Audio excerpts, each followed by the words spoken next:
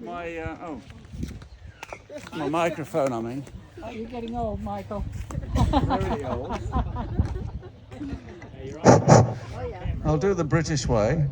Testing, testing, 1, 2, 3. Hello, how are you, old Chuck? Less silliness. Okay. Today's a very special day for me and for everybody here, really. We have a beautiful guest all the way from England just a couple of years ago. New Seville behind the pickleball courts, which that's another thing that you might want to get into. So we have Blossom Goodchild. So give a huge applause for Blossom.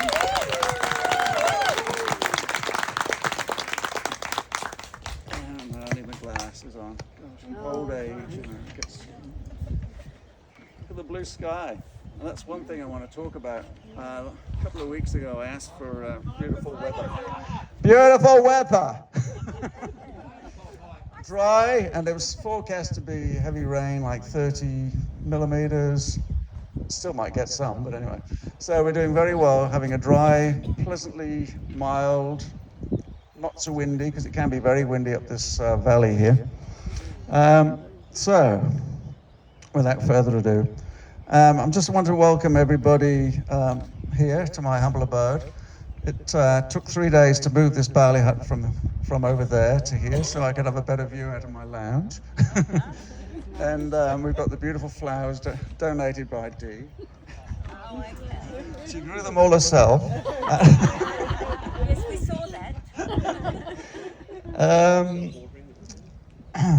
So anyway. So it's a big occasion because we've never had this many people, and it's, you know, the amount of people that said yes within the first 8 hours was amazing. So that's beautiful. I wonder who the draw card. Oh, there she is.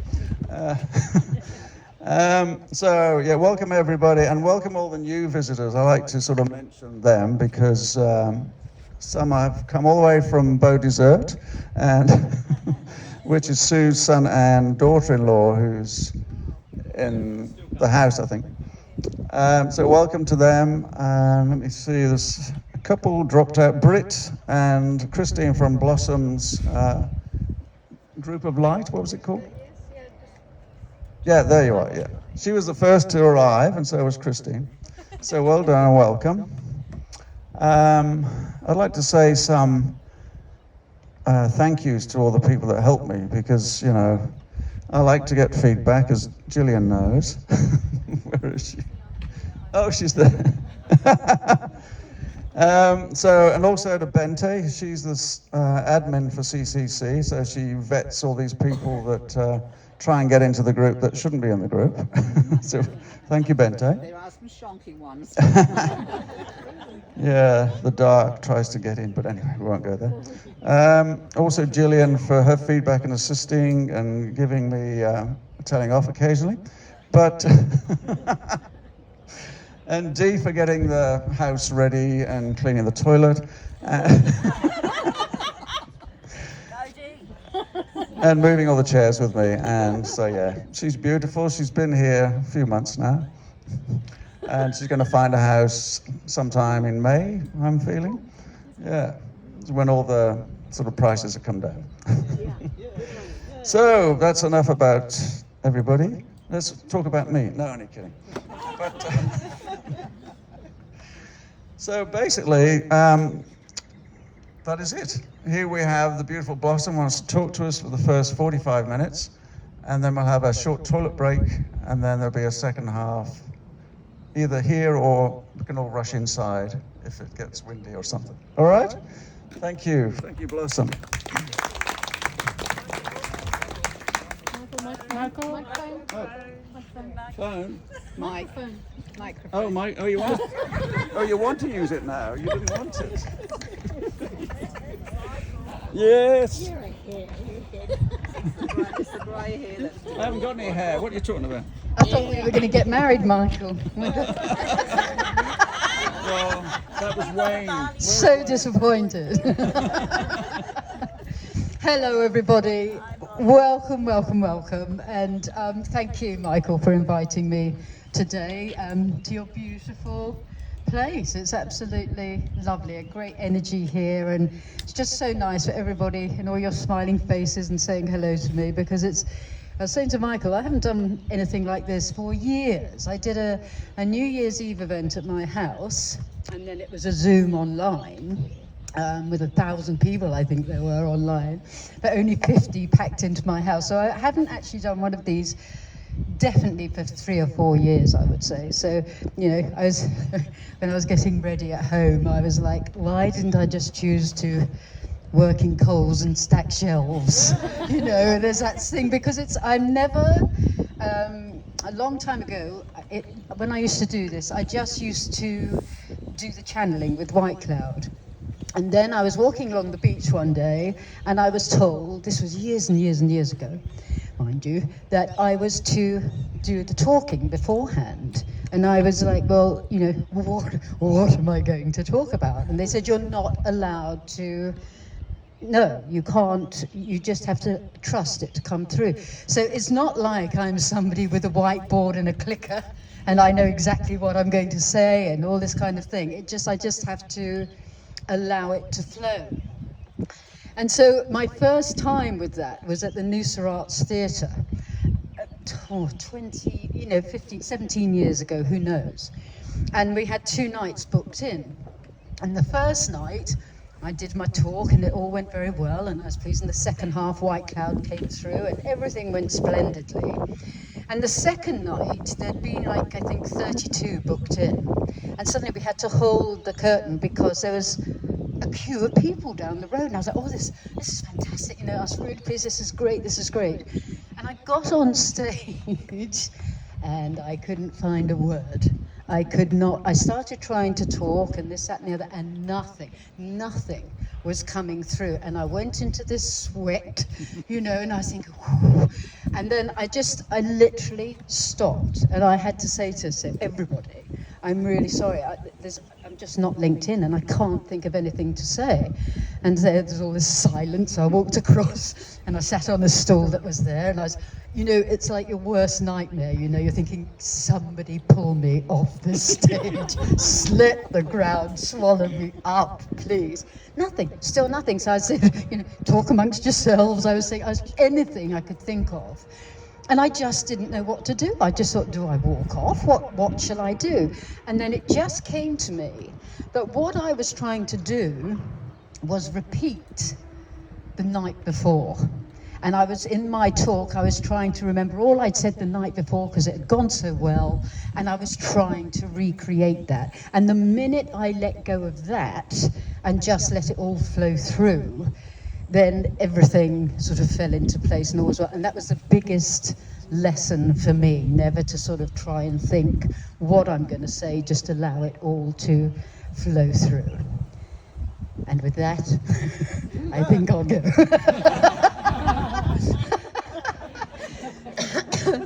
So that was a very interesting story. So it is, you know, an interesting thing of what do I say. You know, I don't know how many of you here know of me and how many of you know of my work. I know some of you do. So it's very difficult to know, to gauge, you know, what you all know about me and all don't know about me. And I could say that if I said to you, have any of you seen me channel White Cloud before? Would a show of hands, would that? Oh, quite a lot of people, and a lot haven't. I could, shall I tell you? Yes, I'll tell you. In there is a box of books, and please take one for free with my love. But in the introduction, there is a story about how I got into channeling.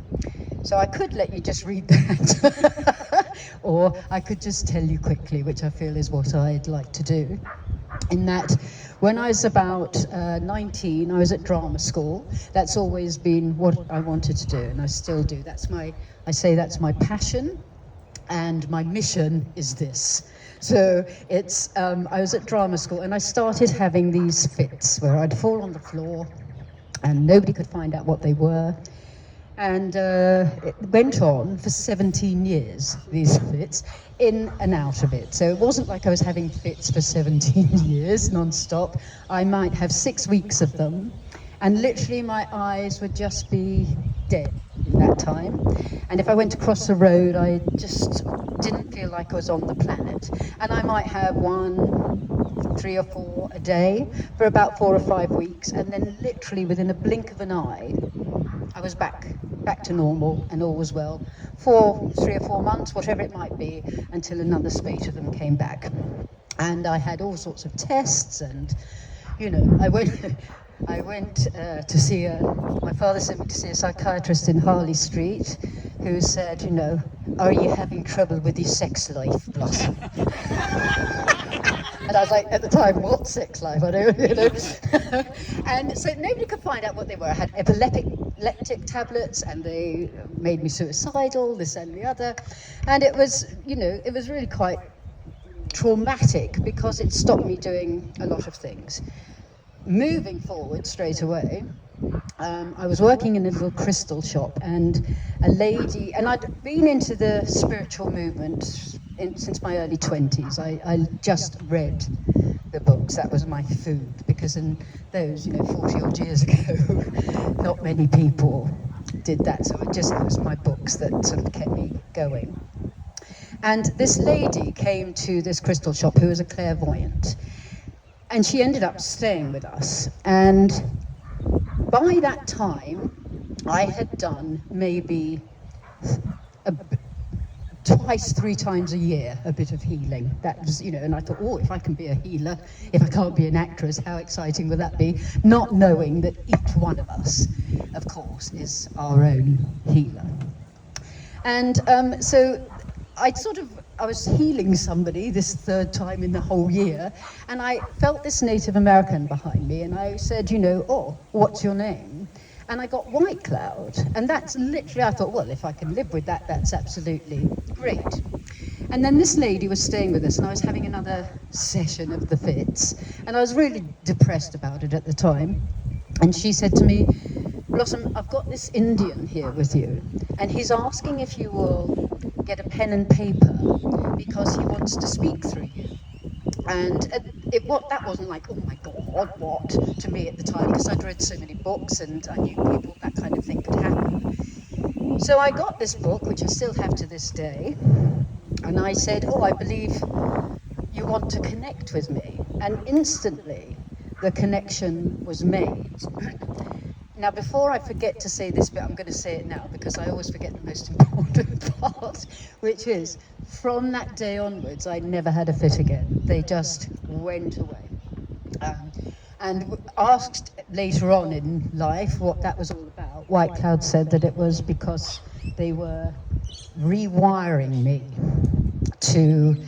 because I'd be on the floor and I could hear people saying, you know, Blossom, can you hear us? Can you hear us? And I could, but I couldn't move.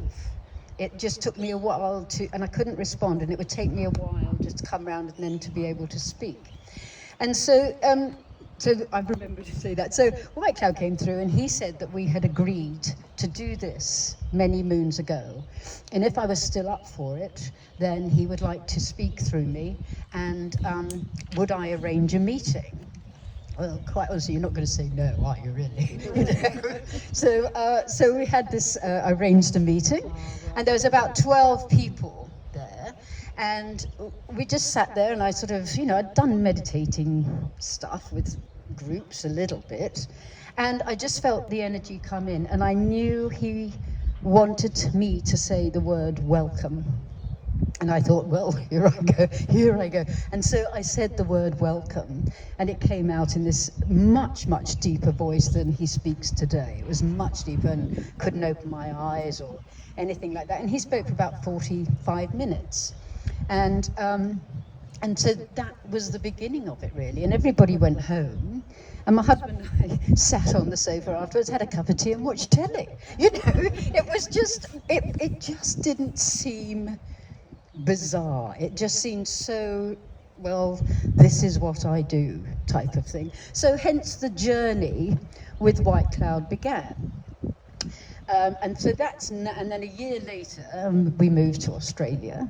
And it was in 2005 that I went to see a clairvoyant for a reading. Because people think, oh, you must be able to sort yourself out, can't you, Blossom? It's like, no, it's just not quite like that. Anybody would know that does readings or what have you. So I went to see this lady, and she said, you're being asked to sit down at your computer every day, and it's not going to be White Cloud. And she didn't tell me who it was, and you're going to write another book. So I thought, okay, so I sat down at my computer, which was my birthday the next day, and I said, well, here we go. And because she said it won't be like White Cloud, because White Cloud, all the meetings that I held, we recorded them, and then they go into the books, which are for sale there for $10 today instead of 25. And there's also his first book there. I don't know if I've already said, but please help yourself to his first book, With My Love, with a box of them there. So I started writing, and at the beginning it was what I knew to be, it seemed, the I Am presence. And it's called The Bridge, the Federation of Light's first book. And somewhere along the lines, they became the Federation of Light that were talking to me telepathically. It was purely all by thought, still is. Apart from now, these days, they're able, and hopefully this afternoon as well, they're able to come in and speak through me a lot more, as I do with White Cloud. And so that's how they began. And at the time, to be honest, I hadn't heard of the Galactic Federation, hadn't heard of all that. So it was like really new to me. And the Federations say that they are not the Galactic Federation of Light, because I've asked this many times. They say they are from the Federation of Light, and they are the overseers of the overseers. And they don't seem to tell me any more than that. That is just the position they say they are, and I guess people take from that what they choose to. Their messages, of course, both White Cloud and the Federation, are to do with love. The whole reason that we are here, as you all know, is because of love. And if we can just remember that through thick and thin, especially in these times, because these times are just, they're a bit like this, aren't they, at the moment? I could do a bit of pole dancing here. They are, I remember I went to boarding school, Catholic convent, very dodgy place, I might say. And, then when you were younger, my father went to church every day, very staunch Catholic. And it was like, if you're a good girl, you go to heaven. If you're naughty, you'll go to hell. And I don't know how many of you are Catholics or were Catholics or still are, but I remember, we had to go to, I think it was going to confession every week or 2 weeks, and you had to say your sins to this this man behind this netting in the dark, which is scary enough for any child, let's be honest. And I know I'm not the only one. I used to sit outside before I went in and try and make up some sins. Because I hadn't done anything wrong, to be honest, but I still had to go and say my confession. So, and I know other people that have done this. You say, bless me, Father, for I have sinned. I have da-da-da-da-da, And I thought this is just absolutely ridiculous. So, so that's how I was sort of brought up. And now, God, when I know what I know now about our planet and about other worlds and about so much, you just find it unbelievable. I literally sit there thinking, is this really what's going on in our planet? Is this, it depends as well how far you want to dive down those rabbit holes. And definitely in the last 3 years or so, many of us have gone very deep down those rabbit holes. And they're not pleasant places to be, most of them. And some people decide to go through the whole warren, and people got really intensely involved with it, which I feel took away their light. Not completely, but it takes away your light. And it just, the more you go down there, the more you're just being drained of your energy. And I know, it's everybody's individual journey, without question, isn't it? If people choose to go down those things, fine. But as long as we remember to pop out the hole the other side, into the sunshine, and remember why we are here, because there's so much, and whoever. People will follow their own paths and their own journeys and where they want to get involved in and what they choose to watch and listen to. And let's be honest, none of us really know, let's be honest, who's talking shit and who isn't. It's like there's so many truths out there that conflict one another, and I have people writing to me saying, "Oh, Blossom, could you watch this? This channel says this," and haven't really liked them very much. But could you tell me whether you think they are, of the light? And I'm like, so basically, let's look at this. You're saying you haven't really liked them very much. You don't really resonate with what they say, and yet you're still asking me to let you know what I think. And I don't know, in all truth, I don't know any better than anybody else. Just because I have this gift to come through, I don't know. My radar, I don't think is that good. Many times I think, I quite like what they say, and then a bit down the track they turn out to be really dodgy, and I think, oh dear, I find it really hard to discern who is of the light and who isn't, because very cleverly, as you know, the dark intertwines the truth with the non-truth, and so you get sucked in that way. And the fact is, I think now, in this time that we're moving into, we are really finding out who we are. This since the beginning of the whole affair 3 years ago, my ratings went up and up and up, as did many, whatever you want to call me, channelers, because people were stuck indoors and they were looking for themselves. They had nothing to do, so they started soul searching. So although I do think that this is all a very cleverly designed plan, really. So many people have woken up to themselves. So many people are discovering who they want to be friends with and who they don't. Because suddenly, people that you've been friends with for a long time, suddenly, it's not just to do with this going in, not just that. It's to do with whether you are on the same vibration as your mates or not.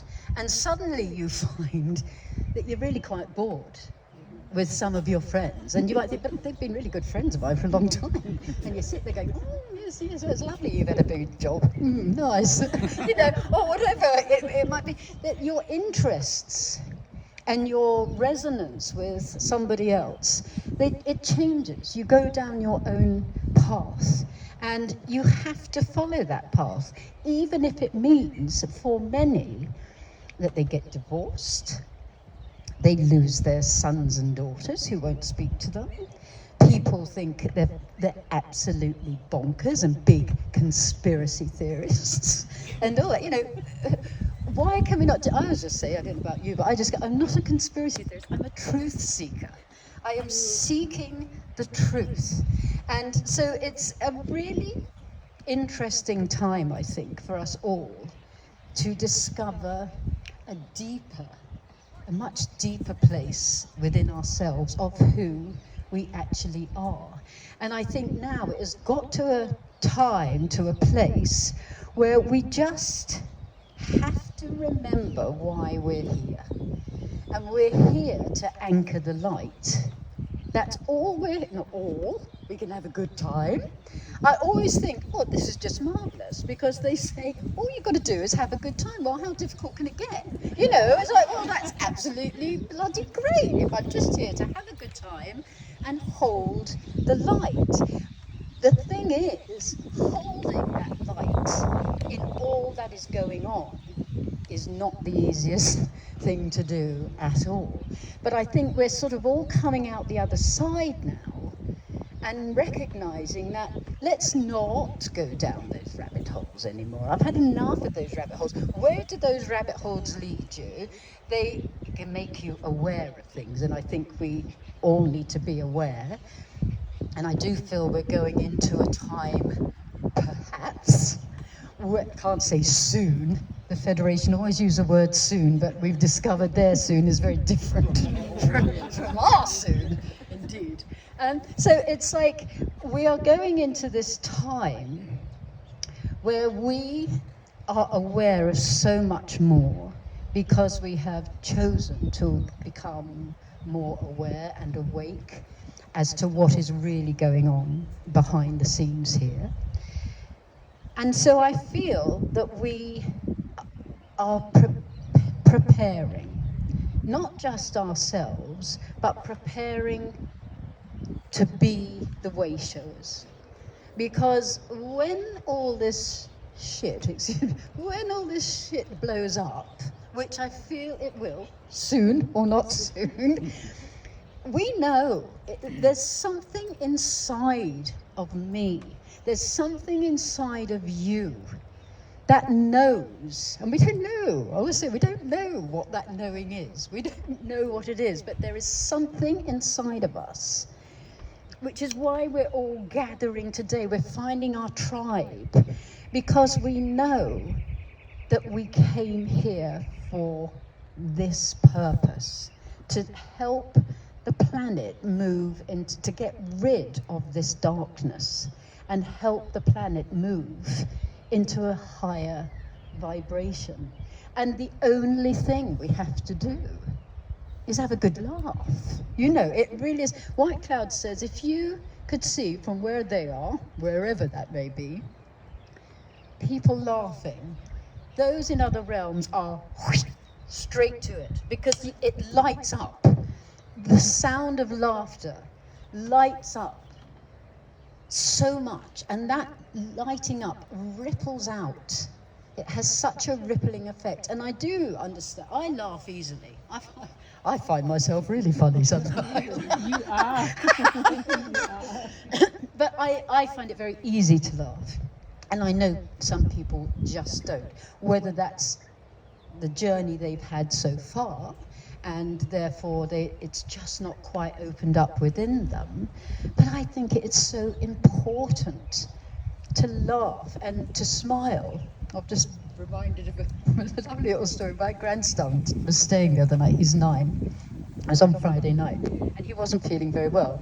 And in the morning, he said to me, could we go home? He calls me Nanu from, I call myself Nanu from the series, so he calls me Nanu, and very appropriately. And so he said, could I go home, Nanu, because I'm not feeling, very well, and I want to go home. So I said, okay. So it's about 7:30 in the morning. We're driving along. They only live 10 minutes away. I'm very blessed with that.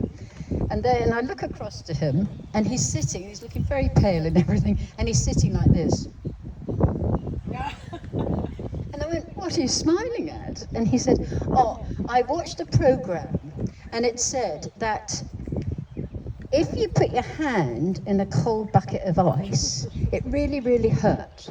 But if you put your hand in a cold bucket of ice and you smiled, it didn't hurt so much. So he was sitting there, he said, so I'm just smiling so that I don't feel so awful.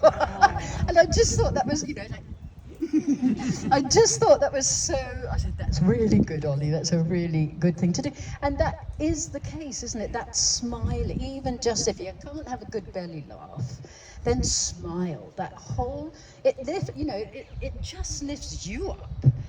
Even if you're on your own, to smile and tell yourself, it changes your vibration. And White Cloud always, says, just smile at everybody. When you're out, dear God, there are some miserable souls on this planet, aren't there? Let's be honest with you.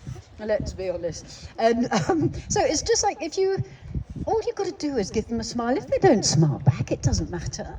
But just to give that love that we are, because I don't know about you, I can only speak for myself, but definitely within me now, over these years of finding out more about myself, etc., I am so much more stronger than I used to be.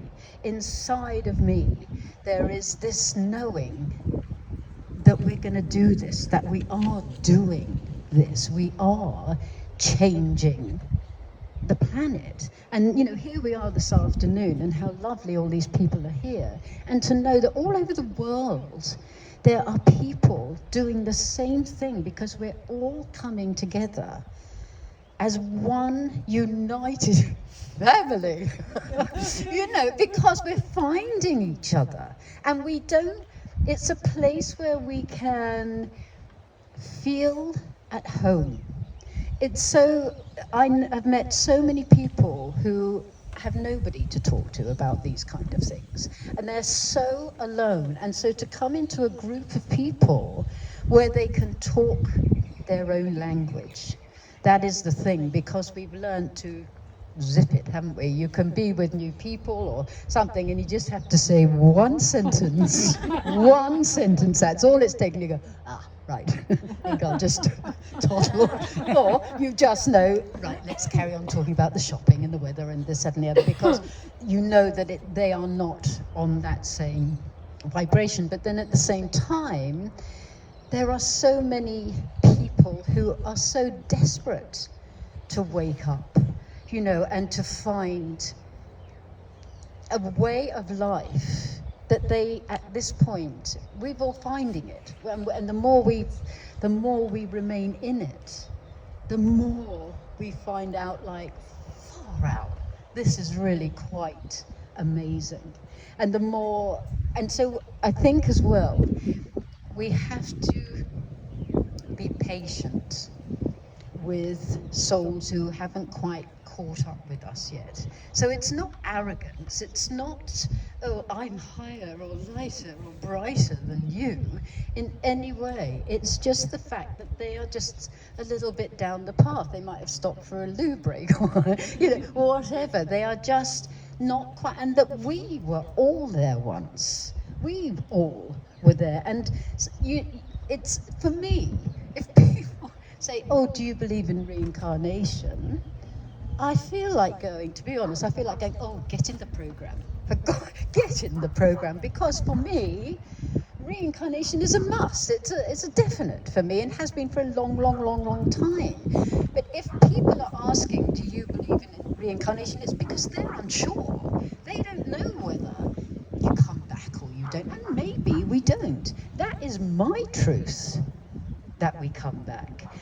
And that is a really dodgy subject, isn't it? Your truth. What is your truth compared to your truth, or your truth? It's difficult to understand, because it really doesn't matter what anybody else's truth is. It only matters what your truth is. And that's really hard, because you think, well, we can't all we can't all have the truth and it all be different. What is the actual truth? And the actual truth is the only for me, is all these little things about this, that, and the other. Do I believe that's true? Do I think the earth is flat, round, whatever I think, it really isn't important. I get so many emails from people just saying, oh, is there going to be a lockdown, Blossom, another lockdown? Do I need to get food? And do I, will we be allowed out? Will my dog be allowed out in the garden to have a wee? And you think, I don't know. I presume so. I presume they will. If not, put its bottom out the window. I don't know. I don't know. These people, it's like, use this. What do you think it will or will not be? And the fact is, we don't know. We don't know at this point what is going to take place in the future. There's speculation from all walks of life as to what may or may not happen tomorrow, next month, next year, 10 years' time. God forbid that we're still doing it at 10 years' time going, oh, for God's sake, when is something going to happen type of thing. But it's like, it'll happen when it happens. And I always say to people, if they say, what about this? And, should I buy rice or should I buy this? Because what if my cooker doesn't work? I'm like, I don't know. I really don't know. The point is, it's like we have to remain in our truth. Today, tomorrow, the next day, the day after, we have to recognize that whatever is going on the planet, we have to shine our light. And it all comes back to knowing that we came down here to do this, that we are love, and that love within us is getting stronger and stronger and stronger because we can feel it. We can feel the change, and that's all we've got to do is let go of all that's going on. Keep in our light, do your gardening, do your flower arranging, do your knitting, write your books, do your theatre, whatever blows your blouse up, as I like to say, whatever blows your blouse up, do it. Because that is how we're changing the world. It's by enjoying ourselves that ripple effect goes out, and that vibration that we put out by having a bloody good time for ourselves is what we came here to do. That is our responsibility, to remain anchoring and anchored in this really strong energy that is coming in at the moment. I'm just checking we're good. Some people, like last week, if I didn't know better, I'd be thinking, I'm having a heart attack. I am having a heart attack because my heart chakra was so bursting with energy as these energies are coming up and we're rising up to meet it, that I thought, if I didn't know better, I'd be off to the doctors. And many people do, because they're like, what is happening? What is happening? But all we need to do is breathe through these energies, because the great thing about it is we're rising up to meet the higher energies that are coming in. So we're merging into another higher, not the higher self, but into a higher part of ourself. And when we do that and connect with the energies that are coming in, it's like really when I first started with Goodchild and he couldn't speak he's so low, he spoke so slowly, he couldn't open his eyes, he couldn't move.